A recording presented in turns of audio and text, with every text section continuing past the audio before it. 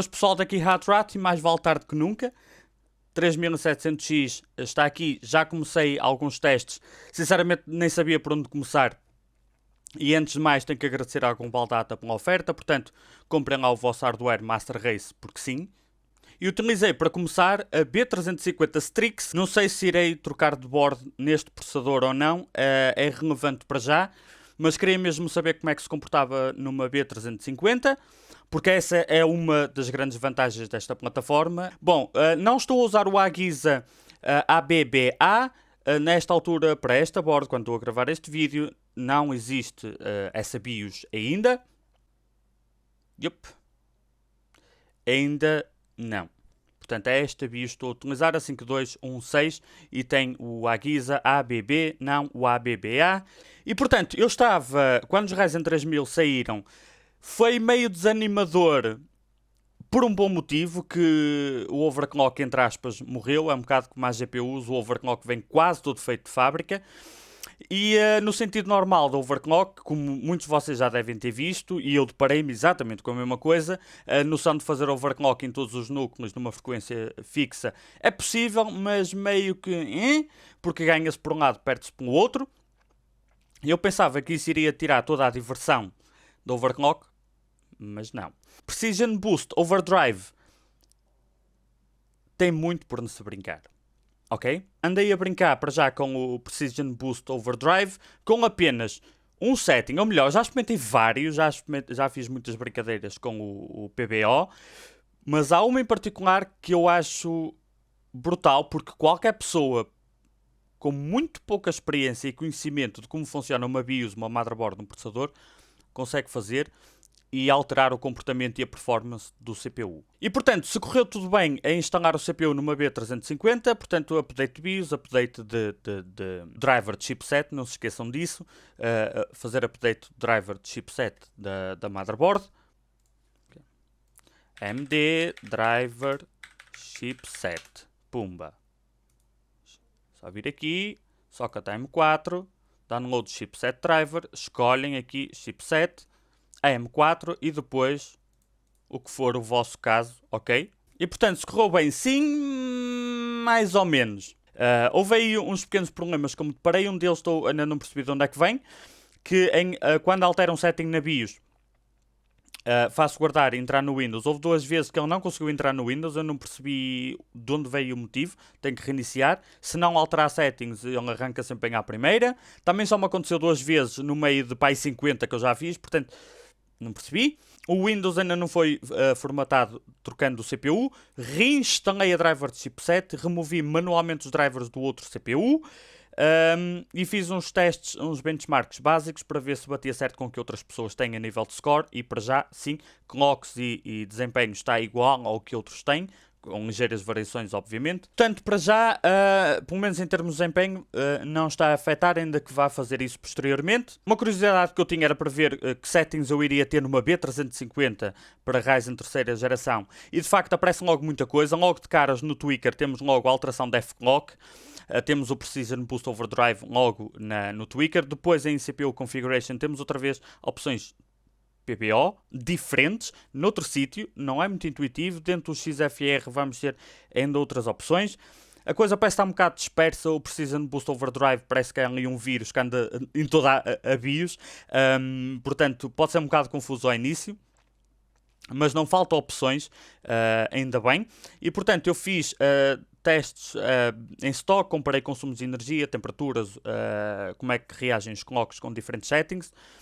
A diferença é que a memória esteve sempre igual em todos os testes. É uma memória que eu tenho aqui de 2400 com overclock a 2933, não passa a 2933, seja em que CPU motherboard for, tanto seja Ryzen primeira ou segunda geração ou terceira, seja Intel ou AMD. Esta memória eu já testei em diferentes motherboards Intel e diferentes motherboards AMD e nunca passa de 2933 CL16, portanto isso foi sempre igual, não mudou, mas depois alterei naturalmente settings no CPU. Leitura de temperatura.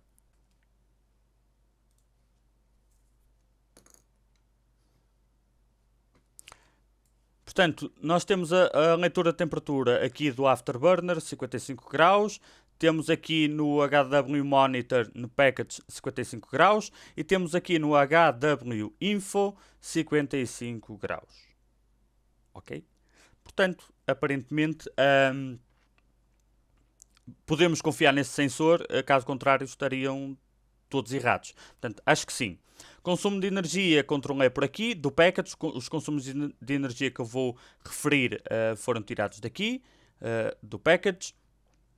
E voltagens também bate certo em todos os softwares. E sim, é normal ele chegar mesmo em stock a 1.5 volts. Yeah. Supostamente os Ryzen 3000 estão preparados para trabalhar a uns 5 volts, 1.5. Uma pessoa parece que fica sempre meio pé atrás, mas é o que toda a gente está a reportar. A AMD diz que, sim, é normal. I don't know. Em stock, só para ter uma base de referência, o Cinebench R20 tive 4.650 pontos, o que bate mais ou menos certo com o que é suposto. E o CPU estava a consumir mais ou menos 95 watt. A Prime 95, o consumo cai para 85 watt em stock, mas a voltagem cai também, a frequência cai também um pouco. Quando eu ativo apenas o Precision Boost Overdrive sem fazer mais nada, BIOS, Precision Boost Overdrive Enabled, F10, saio, acontecem duas coisas. O caos e a destruição. Ganha-se desempenho, efetivamente.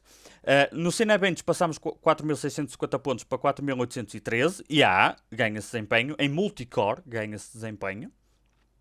O consumo de energia passa para 120 watts no Cinebench. No Prime 95, o consumo de energia vai para 140 watts, com Precision Boost Overdrive, e a temperatura imediatamente para 93, 95 graus. Assim que eu carrego no Cinebench, no Prime, Small FFTs AVX2, com Precision Boost, instantaneamente 95 graus, 93, não lembro o que era. O problema do consumo de energia é que, dependendo da motherboard, pode ser demasiado para a VRM. Portanto, isto funciona bem, no sentido em que carrega no Precision Boost Overdrive e conforme a carga no CPU os clocks sobem e descem, mas também é verdade que desde que ele não chega ao limite, os limites da temperatura, deixa andar, dá carga. E a VRM, cuidado com a VRM. Precision Boost Overdrive tem muitos settings, muitos parâmetros que podem ser alterados, e eu acho que aí é que está a diversão. E este setting em particular eu acho interessante porque qualquer pessoa com pouca experiência, não digo zero, mas com pouca experiência e pouco conhecimento, pode ir brincando com isso e ver o que consegue. Consumo de energia, temperatura, desempenho, voltagens, frequências, ok? Porque, por exemplo, quando eu coloco no Precision Boost Overdrive o limite do consumo de energia para 105 watts, no Cinebench passamos para 4.718 pontos, um ligeiro aumento de desempenho, um ligeiro aumento nos clocks, um ligeiro aumento no consumo de energia que anda ali entre os 95 e os 100 watt no Cinebench. No Prime 95 ele passa para o mesmo consumo de energia, 85 watt. E os clocks baixam, ok? No Prime 95, para manter aquele consumo de energia. Portanto, aparentemente, se alterarmos apenas este setting, ele não deixa o CPU chegar aos 105 watts que autorizamos no Prime, porque haverá outro critério que se sobrepõe a este, e é isso que ainda estou a ver qual será e em quais situações se manifesta. Irei trazer no futuro, ok? Mas é interessante ver onde conseguimos estipular um teto.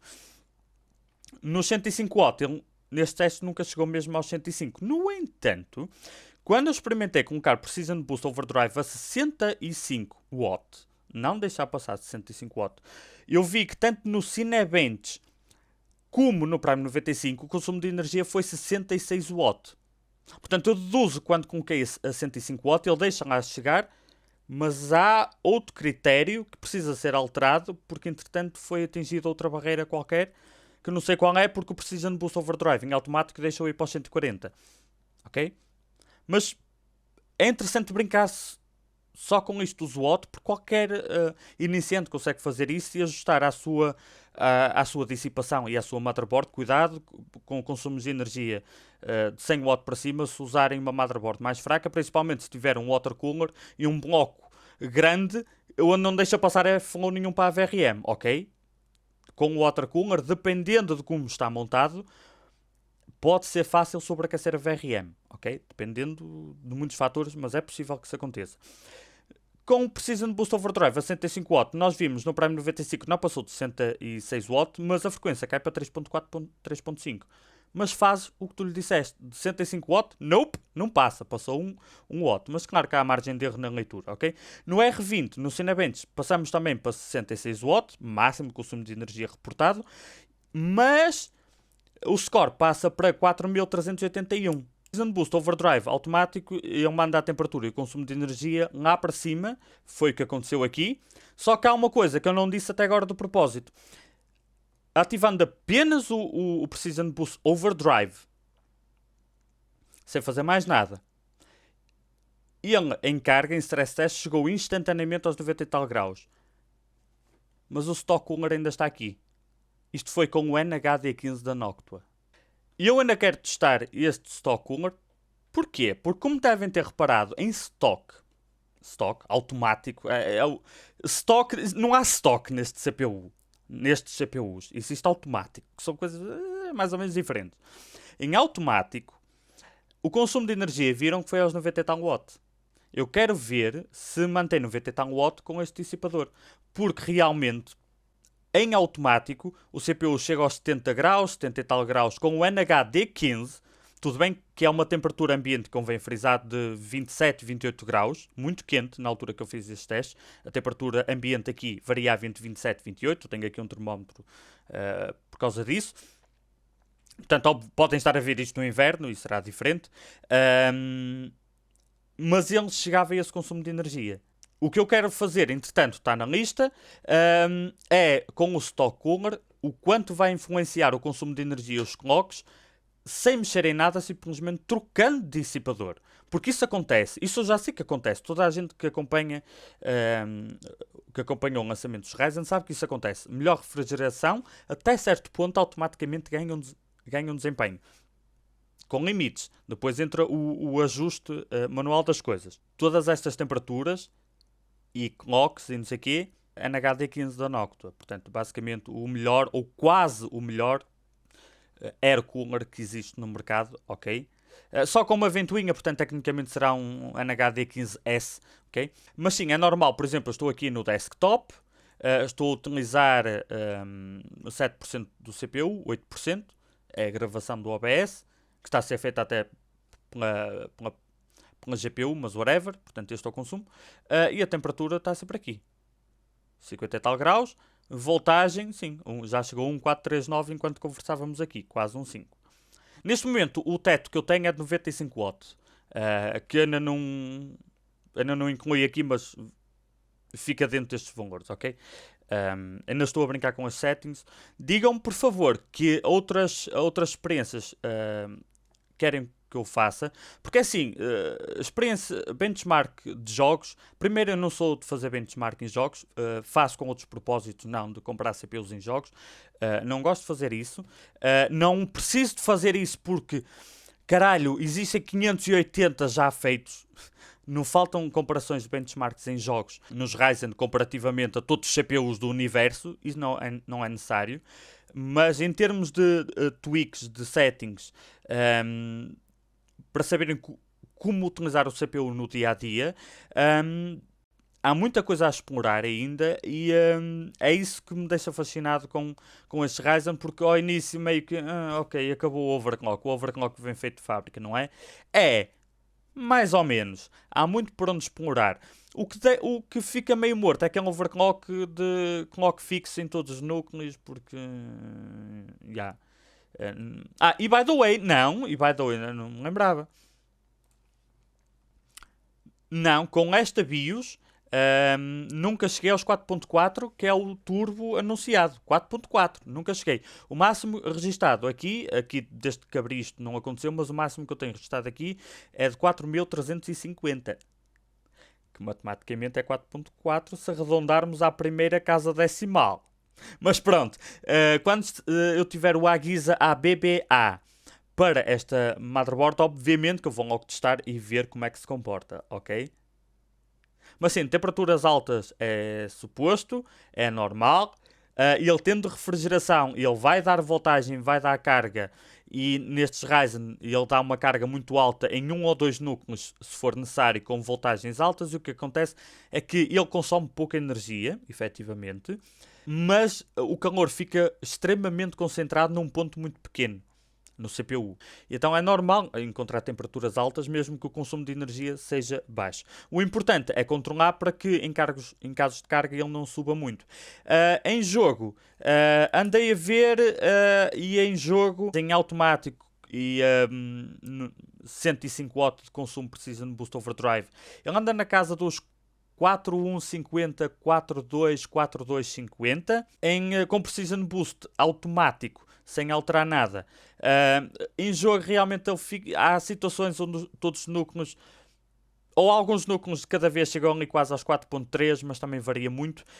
O que me parece é que ele tem muita dificuldade, e é normal, em passados 4.2 em todos os núcleos em simultâneo, independentemente do consumo de energia autorizado, ok? Portanto, eu aceito sugestões para testes e experiências aqui. Obrigado a quem viu até aqui, porque sei que vai aparecer perguntas de coisas que eu já disse para ti. E bandidolas, mais importante de tudo, Intel Outside, link na descrição para a loja de merch. Segunda-feira quero ter que expedir 15 camisolas estas, ok? Bandidos, obrigadão pelo vosso apoio, por terem visto o vídeo e deixem as vossas sugestões. Até à próxima.